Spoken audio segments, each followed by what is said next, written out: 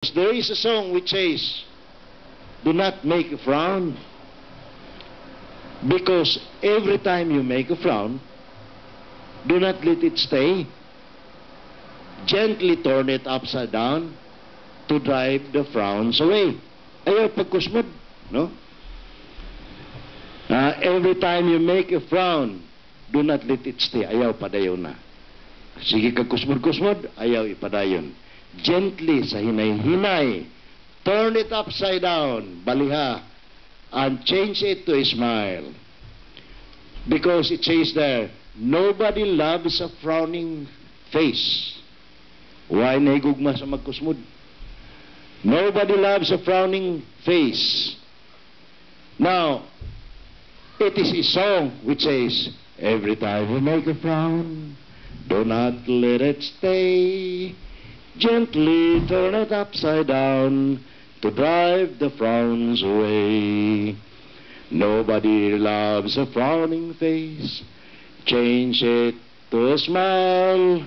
Make this world a happy place by smiling all the while. Smile lang ay sa sige katawa kay maglakat kas karsada masig katawag ikaw rang unsa na inhitabo. Ha? Mingon hala, unsa dito siya nagsige naman tug katawa. Smile is not laugh, ha? Smile is pahiyom, no? So, gently turn it upside down to drive the frowns away.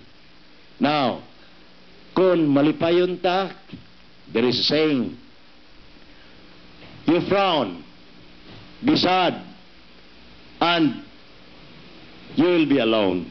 Huh? Laugh, and the world will laugh with you. Smile, and the world will smile with you. Cry, and you will cry alone. So, it's nice to live in this world.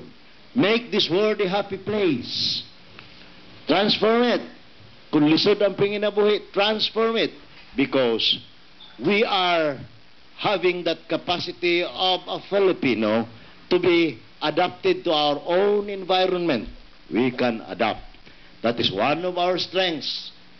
Strengths of the Filipino character, pakikipagkapwa-tao. Dili tong talangka mentality. That is a weakness. When we say talangka mentality, you are pulling one. Kung natakita nimo nga successful na kayo sa katao, magpangitaan nimo paagi birahon nimo sa ubos. That is talangka mentality. When we say talangka, kita mo kasag ka ng culture sa punong, magkinatkatay man sila skilid sa punong. Unya ang usa mo bira sa usa, ang usa mo bira sa usa. Hangtod mga hog sila tanan.